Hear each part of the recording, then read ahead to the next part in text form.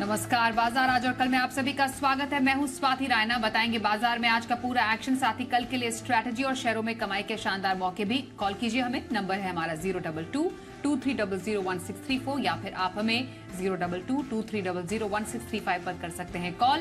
Facebook पर @जी business online और Twitter पर @जी बिजनेस अपने सवाल भेजें #बाजार आज और कल लिखकर।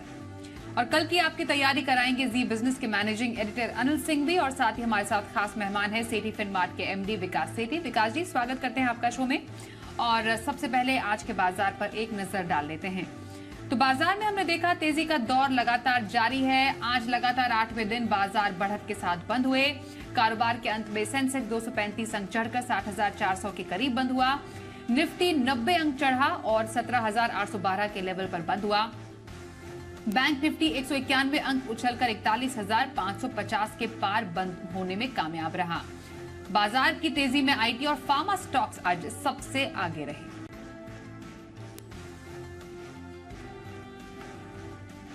और एडिटर्स टेक में अनिल जी से समझते हैं कि बाजार लगातार 8 दिन से मजबूत क्यों है, कहां से मिल रहा है बाजार को दम। भारतीय बाजार हैं जबरदस्त तेजी के मूड में। आज निफ्टी पर लगातार 8वें दिन हरे निशान के साथ बंद होते हुए हम बाजार पर नजर आए। लेकिन ये सिर्फ 8 दिन तेजी के नहीं, बल्कि लगातार 8 दिन बाजार दिन के दौरान न्यू हाइज बना रहे हैं। नए हाइज यानी कि हायर हाइज हायर लोज। कल के मुकाबले में आज ज्यादा बेहतर प्रदर्शन और दिन की ऊंचाइयों के आसपास जाकर बंद होना डेफिनेटली कॉन्फिडेंस बढ़ाने वाला है। और आज जो क्लोजिंग हुई, क्या कहने, 17,800 के आसपास निफ्टी बंद होने में कामयाब रहा, लगभग 90 पॉइंट ऊपर, और 190 पॉइंट ऊपर बंद हुआ बैंक निफ्टी भी 41,500 के करीब। तो ओवरऑल बहुत ही बेहतरीन आज फिर से एक्शन देखने को मिला। आज तेजी की वजह क्या थी? पहला तो एक अमेरिकी बाजारों में मिला जुला कारोबार, लेकिन डाउ दिन की ऊंचाइयों पर बंद हुआ और सुबह से हरे निशान में रहे डाउ फ्यूचर्स, तो ये एक जोश भरने वाला था। दूसरा, एफआईएस की तरफ से कल के सेशन में भी अच्छे खरीदारी के आंकड़े आते हुए दिखे।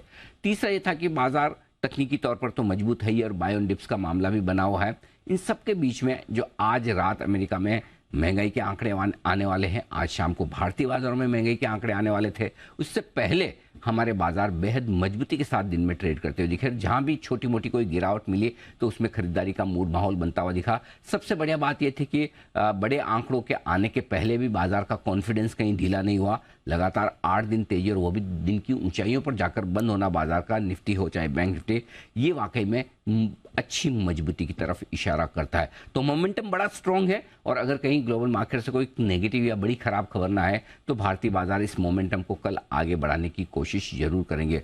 आज के सेशन में एक और अच्छी बात ये रही कि बीमार पड़े फार्मा शेयरों में बहुत अच्छी रौनक देखने को मिली। अच्छी तेजी वहां बनती हुई दिखी। सेक्टरल रोटेशन होता हुआ दिखा। मेटल शेयरों में खरीदारी आती दिख रही है। अब टीसीएस के नतीजों के पहले आईटी शेयर भी हल्के फुल्के खरीदारी के मूड में रहे। सो ओवरऑल बड़े ट्रिगर्स के बावजूद भारतीय बाजार तेजी के मूड में बरकरार है, और ये बाजारों के लिए एक बहुत ही बढ़िया आज एक्शन भरा सेशन फिर से बनता हुआ नजर आया। चलिए अब आज के एक्सपर्ट सेठी फिनमार्ट के विकास सेठी से बात कर लेते हैं। विकास जी, लगातार 8 दिन से बाजार में अच्छा खासा हम कारोबार देख रहे हैं और नतीजों का सीजन भी है। समझना चाहेंगे अब यहां से बाजार किस तरफ जाते हुए आप देख रहे हैं? हाँ बिल्कुल स्वाति, देखिए बाजार में एक बहुत ही अच्छी तेजी, ये जो नया फाइनेंशियल ईयर शुरू हुआ उसके बाद से हमने एक भी दिन बाजार को नेगेटिव बंद होते नहीं देखा। इनफैक्ट ये 8वां दिन था जब बाजार में एक तेजी के साथ बाजार बंद हुए, और सेंटिमेंट्स में भी काफी अच्छा सुधार देखने को मिला। और एफआईआईएस की भी जो एक मार्च के महीने में जो जहां एक सेलिंग रोज की थी, उसकी कंपैरिजन में आजकल अब बाइंग के फिगर्स आ रहे हैं। आज भी कैश मार्केट में अच्छी खासी उन्होंने खरीदारी करी है। तो all in all nothing to complain. मुझे लगता है ये बाजार में अच्छा मूड माहौल है। बाजार में आगे भी और तेजी एक्सपेक्ट करनी चाहिए। हालांकि चूंकि हम 8 दिन ऑलरेडी बढ़ चुके हैं, तो हो सकता है कोई इंटरमीडिएट एक करेक्शन वगैरह थोड़ा बहुत आए, but then that should be used as an opportunity to buy into our markets. बाकी फंडामेंटल्स हमारे मार्केट्स के मजबूत हैं। इंटरनेशनली ह्यूज कोई खास नेगेटिव नहीं है या पॉजिटिव ही है, वहां पे भी अच्छी तेजी चल रही है। तो all in all I remain bullish on the markets and would advise investors to look for opportunities to buy into this market. Okay, अब हफ्ते भर का किसी को नजरिया रखना हो तो पोजिशनली कौन सा स्टॉक पसंद आ रहा है आपको विकास जी? देखिए स्वाति, जो अगर किसी को पोजिशनल तौर पे खरीदारी करनी है तो मुझे लगता है करंट लेवल्स पे ला ओपाला में खरीदारी करनी चाहिए। ये 360 के लेवल्स पे आज बंद हुआ है। एक भारत की लीडिंग टेबलवेयर बनाने वाली कंपनी है, जबरदस्त ब्रांड्स है। ला ओपाला ब्रांड है पॉपुलर, फिर दीवा नाम का ब्रांड है, सॉलिटेयर ब्रांड है। मतलब हर सेगमेंट को कैटर करती है और जो ऑर्गेनाइज्ड टेबलवेयर का मार्केट है उसका 50% इनके पास मार्केट शेयर है। 12,000 रिटेलर्स है throughout the country, 200 distributors, एक debt free company with very strong fundamentals. मुझे लगता है इस स्टॉक में करंट लेवल्स पे बिल्कुल खरीदना चाहिए। मेरा इसमें पोजिशनल टारगेट है 390 रुपए का, स्टॉप लॉस रखना 315 रुपए का। ओके, तो ला ओपाला एक ऐसा स्टॉक जो कि आप पोजिशनल खरीदारी के लिए इसमें आप खरीदारी कर सकते हैं, ये विकास सेठी जी की राय है। और लॉन्ग टर्म की खरीदारी के लिए कौन सा स्टॉक पोर्टफोलियो में ऐड करने की आपकी सलाह रहेगी? देखिए स्वाति, करंट लेवल्स पे मुझे लगता है जमुना ऑटो नामक एक ऑटो कंपोनेंट स्टॉक है, 102-3 के आसपास आज बंद हुआ है। इस स्टॉक में करंट लेवल्स पे बिल्कुल खरीदारी करनी चाहिए अगर किसी का लॉन्ग टर्म का नजरिया है। एक मार्केट लीडर है ऑटो सस्पेंशन सॉल्यूशंस बनाने में। लीफ और पैराबोलिक स्प्रिंग्स बनाती है, जो कि ये जितने भी लीडिंग कमर्शियल व्हीकल मैन्युफैक्चरर्स हैं उनको कैटर करती है। अच्छी क्लाइंटेल है, मतलब जितने भी नामी गिरामी OEMs है उनको कैटर करती है। बाकी फंडामेंटल्स बहुत अच्छे हैं। Manageable debt limit, debt equity ratio है close to only around 0.25। Return ratios बहुत अच्छे हैं, return on equity close to 20%, return on capital employed 27%। दिसंबर तिमाही भी बहुत अच्छी थी, 41 करोड़ का पैट था, जो पिछले साल दिसंबर में 37 करोड़ का पैट था। मुझे लगता है ये स्टॉक भी अपने हाइट से अच्छा खासा करेक्ट हो गया, 135-40 के हाइट से ईयरली हाइट्स, और वहां से करेक्ट होकर इन लेवल्स पे ट्रेड करता है। मुझे लगता है यहाँ पे बिल्कुल खरीदारी करनी चाहिए। अच्छी खासी म्यूचुअल फंड्स की भी होल्डिंग है, FIs की होल्डिंग है, तो मुझे लगता है ये स्टॉक यहाँ से अच्छा कर सकता है। 9 में मेरा target auto from long term. Okay, long term perspective के लिए जमुना ऑटो में खरीदारी करने की सलाह विकास सेठी की तरफ से। कानपुर से अजय सिंह पहले कॉलर हमारे साथ हैं, उनसे बात करते हैं। अजय जी नमस्कार, बताइए कौन सा स्टॉक है आपके पास? नमस्कार, मेरे पास ICICI बैंक के 200 शेयर है और भेल के 500 शेयर है। 1 साल का नजरिया है हमारा। ठीक है। ICICI 870 का रेट है और भेल मेरे पास 73 रुपीज का है। ठीक है, लॉन्ग टर्म का नजरिया कह रहे हैं? जी मैम, 1 साल। ओके, साल भर का नजरिया ICICI बैंक और BHEL पर रख रहे हैं ये। सर दोनों ही स्टॉक में क्या राय देंगे?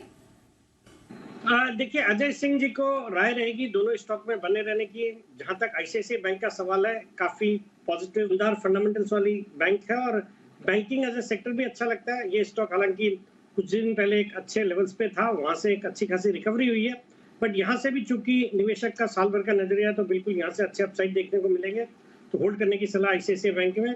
सिमिलरली मुझे लगता है BHEL भी करंट लेवल्स पे एक अच्छा स्टॉक है जिसको होल्ड किया जा सकता है। ये स्टॉक भी अच्छा करेगा ओवर द नेक्स्ट 1 ईयर। मुझे लगता है इस स्टॉक में भी बने रहना चाहिए। ओके, तो BHEL और ICICI बैंक दोनों में होल्ड करने की सलाह आ रही है विकास सेठी की तरफ से। अगला सवाल व्हाट्सएप पर हमारे पास आ रहा है। फैक्ट 500 शेयर हैं हमारे इन दर्शक के पास, कोटा से संदीप कुमार हैं ये। फैक्ट के 500 शेयर की खरीद है इनकी 235 की।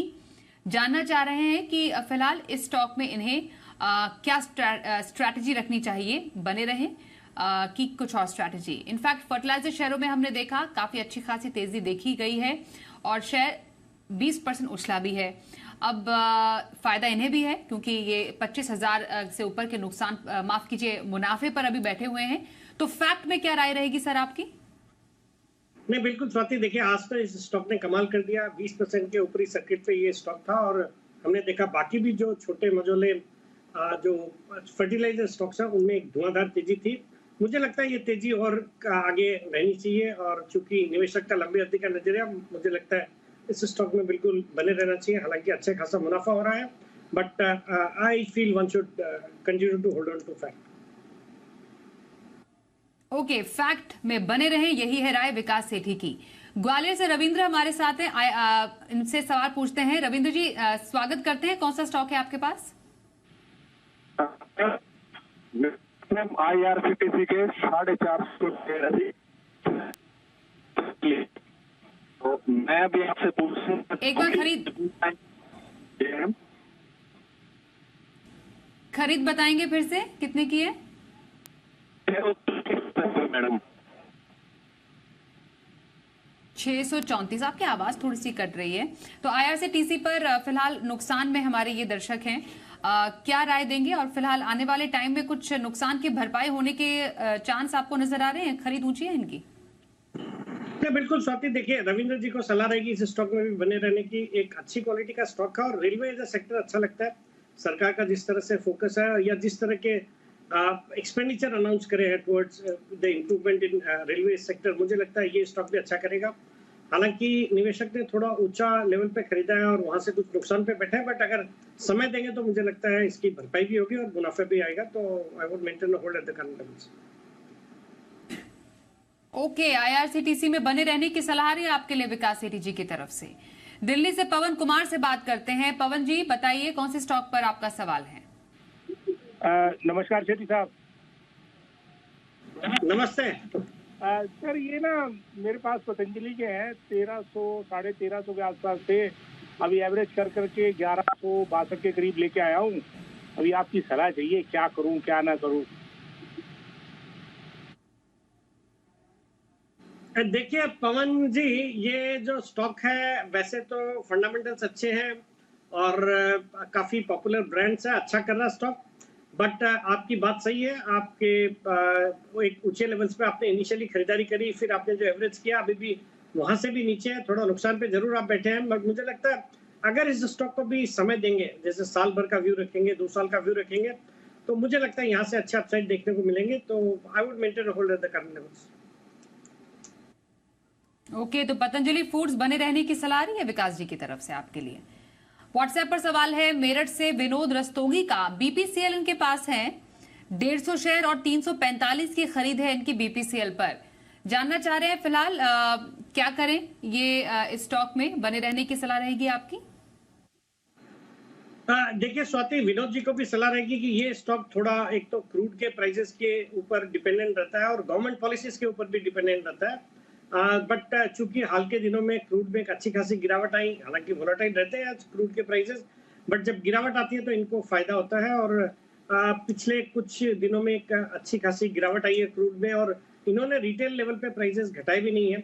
मुझे लगता है ये तिमाही ऑयल मार्केटिंग कंपनीज के लिए अच्छी होनी चाहिए। तो बट कोई भी एक उछाल आता है और अच्छा उनको मुनाफा मिलता है, तो मुझे लगता है इससे एग्जिट करें और लॉन्ग टर्म के लिहाज से कोई स्टेबल कंसिस्टेंट स्टॉक में निवेश करें। ओके, तो ये रही राय आपके लिए बीपीसीएल पर हमारे आज के एक्सपर्ट विकास सेठी जी की तरफ से। अगले सवाल की तरफ बढ़ते हैं। व्हाट्सएप से सवाल है पटना से सौरभ झा का। विप्रो इनके पास है, 120 शेयर है, खरीद है 400 रुपए की। विप्रो पर जानना चाह रहे हैं कि फिलहाल स्टॉक में आगे की जो गति है वो कैसी आपको नजर आ रही है? फिलहाल नुकसान पर है। नहीं, देखिए विप्रो ने बहुत ही बाजार को अंडर परफॉर्म किया है, निवेशक ने ऊंचे लेवल्स पे लिया है, कुछ नुकसान हो रहा है। हालांकि देखिए सेक्टर भी बहुत ज्यादा कोई परफॉर्म नहीं किया है, बट हाल के दिनों में आज एक अच्छी खासी तेजी थी। बट गिवन अ चॉइस मुझे लगता है Infosys would be a better bet. तो मैं निवेशक को सलाह दूंगा कि विप्रो से निकल के इन्फोसिस में निवेशित रहें और लंबी अवधि के लिए इसमें निवेश करें। तो आई थिंक उनके नुकसान की भरपाई भी हो सकेगी और अच्छा मुनाफा भी हो सकेगा। तो I would be more comfortable with Infosys rather than Wipro. Okay, तो विप्रो की जगह आप इन्फोसिस में खरीदारी के मौके तलाश सकते हैं। यही राय आपके लिए आ रही है हमारे आज के एक्सपर्ट की तरफ से। एक कॉलर हमारे साथ है गुरुग्राम से, दीपक जी हमारे साथ है। नमस्कार, बताइए कौन से स्टॉक पर सवाल है आपका? मैम मेरे पास NFL है, नेशनल फर्टिलाइजर 82 पर लिया हुआ है, 900 से है मेरे पास। तो मेरे 6 मंथ का व्यू है। ओके, 6 महीने का नजरिया इनका NFL पर है। जानना चाह रहे हैं कि फिलहाल NFL पर इनको क्या स्ट्रैटेजी रखनी चाहिए? विकास जी, क्या लग रहा है आपको NFL पर फिलहाल क्या रखें ये स्ट्रैटेजी? देखिए स्वाति, अगेन इस स्टॉक में भी आज एक जो फर्टिलाइजर सेक्टर में तेजी हुई है उसका असर देखने को मिला। 12-13% आज ही चला ये स्टॉक और जो निवेशक है उनके खरीद प्राइस के ऊपर आया है, थोड़ा मुनाफा पे है। तो मुझे लगता है करंट लेवल्स पे होल्ड कर सकते हैं। वैल्यूएशन के लिहाज से सस्ता लगता है, 6-7 के मल्टीपल पे एक फर्टिलाइजर स्टॉक है, जबकि बाकी जो पीयर्स है वो थोड़े ऊंचे मल्टीपल्स पे अवेलेबल है। तो I would maintain hold the current levels in NFL. Okay, current level पर एनएफएल में आपको होल्ड करने की सलाह रही है विकास जी की तरफ से। व्हाट्सएप पर एक और सवाल है, आगरा से अरुणेश उपाध्याय पूछ रहे हैं, टाटा स्टील इनके पास है, 200 शेयर है और 110 की खरीद बता रहे हैं। टाटा स्टील में जानना चाह रहे हैं कि फिलहाल करंट लेवल्स पर उन्हें स्ट्रैटेजी क्या रखनी चाहिए। देखिए स्वाति, मुझे ये स्टॉक करंट लेवल्स पे अच्छा लगता है। इन्होंने भी एक करंट प्राइस के आसपास ही लिया हुआ है, 110 का प्राइस पे इन्होंने खरीद करी। आज 107-8 के लेवल पे स्टॉक ट्रेड कर रहा है।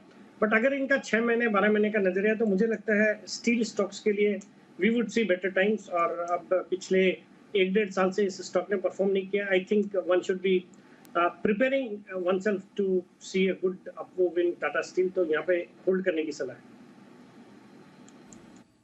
टाटा स्टील होल्ड करें, यही सलाह विकास जी की तरफ से आपके लिए आ रही है। अगला सवाल रांची से पूछ रहे हैं नितेश चौधरी, इनके पास बजाज ऑटो है, 102 शेयर और 3,850 खरीद है इनके बजाज ऑटो पर। इनफैक्ट शेयर जो है 21 महीने का ऊपरी स्तर छूता हुआ नजर आया और लगातार 8वें दिन शेयर में तेजी हमने देखी है। बिल्कुल बाजार की तेजी के साथ साथ शेयर में भी तेजी का माहौल लगातार बरकरार है। 44,000 से ऊपर का मुनाफा भी फिलहाल ये एंजॉय कर रहे हैं। तो बजाज ऑटो क्या रहेगी राय सर? नहीं, अगेन एक अच्छी क्वालिटी का स्टॉक है और पिछले कुछ दिनों में एक बहुत ही धुआंधार तेजी इस स्टॉक में हमने देखी है। I think there could be something in the offering और मुझे लगता है ये स्टॉक यहाँ से और अच्छा अपसाइड दिखाएगा। तो होल्ड करने की सलाह रहेगी करंट लेवल्स पे। ओके, तो बजाज ऑटो को करंट लेवल पर होल्ड करने की सलाह आ रही है विकास जी की तरफ से। अगला सवाल लेते हैं हमारे पास, मुंबई से अजय जी सवाल पूछ रहे हैं, इनके पास एडवांस एंजाइम है, इस स्टॉक के 100 शेयर इनके पास है और 390 की खरीद ये बता रहे हैं अपने इस स्टॉक में। 13,000 का नुकसान भी झेल रहे हैं फिलहाल। खरीद काफी ऊंची है इनकी इस स्टॉक की। ये स्टॉक कैसा लगता है आपको विकास जी, और करें क्या अब ये? देखिए, भारी भरकम नुकसान पे इस स्टॉक में बैठे हैं और ये अपने जो 52 वीक लोज के आसपास ही ट्रेड कर रहा है, 225-30 के लोज की, और वहां से थोड़ी रिकवरी हुई है। बट मुझे लगता है करंट लेवल्स पे तो होल्ड कर सकते हैं, बट कोई भी उछाल में इससे निकलने की सलाह रहेगी। कल के बाजार पर क्या रखें खास स्ट्रैटेजी और बाजार के लिए अहम संकेत, समझते हैं अनिल जी से। जहां तक कल के बाजारों का सवाल है, भारतीय बाजारों पे कई सारे फैक्टर्स होंगे जिनके दम पर हम ट्रेड करने की कोशिश करेंगे। पहले तो यही कि आज हमारे महंगाई के आंकड़े और अमेरिका की महंगाई के आंकड़े कैसे रहते हैं।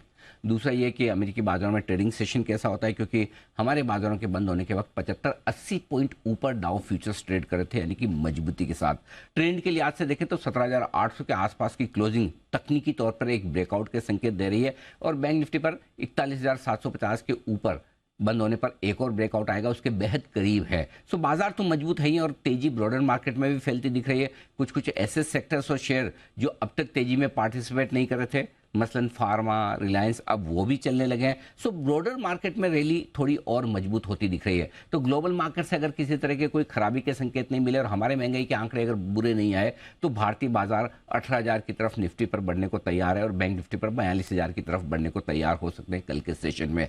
सपोर्ट बहुत नजदीक है, 17,600-650 अब बाजार के लिए बहुत मजबूत सपोर्ट का काम करेगा और निफ्टी पर 41,375, 41,500 ये आपके लिए मजबूत सपोर्ट के तौर पर कल के लिए देखा जा सकता है। ऊपरी स्तरों पर 42,000 के आसपास के लेवल बैंक निफ्टी पर और साथ ही निफ्टी पर 17,975, 18,000 तक की यात्रा करने की कोशिश बाजारों की हो सकती है। तो कल का सेशन चूंकि लंबे वीकेंड के पहले का होगा, शुक्रवार को भी बाजार बंद है और कल वीकली एक्सपायरी भी है।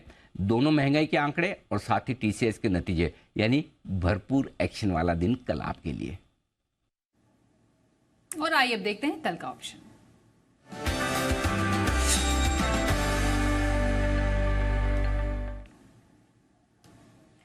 और कल के ऑप्शन की स्ट्रैटेजी बताने के लिए इस वक्त हमारे साथ है मोतीलाल ओसवाल के चंदन तापड़िया। चंदन जी, बहुत स्वागत करते हैं। कल के बाजार में ऑप्शन की स्ट्रैटेजी कहां पर नजर आ रही है आपको? जी नमस्कार। देखिए, बाजार में एक तेजी का माहौल है, वो बरकरार है। आप देखोगे लगातार पिछले 8-9 दिन हो गए हाई राइज हाई लोज है और बाजार लगातार यहाँ अपनी बढ़त को कायम रखे हुए हैं। और काफी दिनों बाद ऐसा हुआ है कि 8 कंसेक्यूटिव ट्रेडिंग सेशन से मार्केट ऊपर की तरफ होल्ड किया हुआ है। तो यहाँ पे 2 सेटअप रहेंगे और ओवरऑल हमारा मानना है जिस हिसाब से स्ट्रेंथ बने जब तक 17,650 17,700 होल्ड करता है ये रैली ऊपर में 18,000 तक कंटिन्यू रह सकती है। तो 2 ट्रेडिंग सेटअप हम ढूंढ रहे हैं स्टॉक के लिए। पहला रहेगा आईजीएल। जैसे आईजीएल एमजीएल में काफी अच्छा मूवमेंट है। आज के दिन 10-12% का ओपन इंटरेस्ट भी आईजीएल में देखने को मिला था। प्राइस सेटअप इंडिकेट कर रहा है कि ऊपर में 500 रुपए तक के टारगेट बनने चाहिए। तो 480 का आईजीएल का कॉल लेने की सलाह रहेगी। 7 रुपए का सपोर्ट है, ऊपर में 21 रुपए तक के टारगेट बनने चाहिए। दूसरा ट्रेड हम ढूंढ रहे हैं कोल इंडिया में। कोल इंडिया में मल्टीपल वीक्स का यहाँ पे ब्रेकआउट हो रहा है। डिसाइसिवली 225-226 के ऊपर स्टॉक होल्ड कर रहा है। तो 227-25 का जो स्ट्राइक की कॉल है वो खरीदने की सलाह रखेंगे। हल्के से डीप 3 रुपए के आसपास में 1 रुपए का सपोर्ट है। ये कॉल डबल होके आपको 6 से 7 रुपए के टारगेट दिखा सकते हैं। जी, तो ये रही चंदन तापड़िया की तरफ से कल के वायदा बाजार में स्ट्रैटेजी। और कल के बाजार में धन्यवाद करेंगे चंदन जी हमसे बातचीत करने के लिए। विकास जी, कल के बाजार में आपको कौन से स्टॉक में मौके नजर आ रहे हैं? देखिए स्वाति, कल के लिए भी मुझे लगता है आज जिस सेक्टर ने अच्छा परफॉर्म किया, शुगर का सेक्टर, वहां से अच्छी तेजी रहनी चाहिए। तो वहां से मुझे लगता है आंध्रा शुगर एक काफी अच्छे लेवल्स पे आ गया है। मतलब अपने हाइट से अच्छा खासा करेक्ट हुआ और हमने देखा कि इंटरनेशनल जो रॉ शुगर प्राइसेस है वो 11 साल के अपने हाइस पे है। फिर भारत में भी अनसीजनल रेन्स की वजह से शुगर की थोड़ी यील्ड कम है, शुगर केन की क्रॉप खराब हुई है, तो यहाँ पे भी प्राइसेस फर्म रहने चाहिए। और बाकी एथेनॉल की स्टोरी अपने आप में प्ले आउट कर रही है और ये कंपनी शुगर के अलावा फर्टिलाइजर्स है, केमिकल्स है, सोडा ऐश वगैरह सब कुछ बनाती है। वहाँ पे भी एक अच्छी तेजी देखी जा रही है। तो ऑल इन ऑल एक अच्छी क्वालिटी का स्टॉक है, अच्छे लेवल्स पे स्टॉक ट्रेड कर रहा है, यहाँ पे खरीदारी करने की सलाह है। कल का मेरा इसमें टारगेट रहेगा 122 रुपए का, स्टॉप लॉस रखना 110 रुपए का। ओके, तो कल की खरीदारी के लिए शुगर स्पेस से आंध्रा शुगर, इसमें खरीदारी की सलाह आ रही है विकास सेठी की तरफ से। विकास जी, बहुत धन्यवाद आपका हमारे साथ आज के कार्यक्रम में शामिल होने के लिए। बाजार आज और कल में बस इतना ही।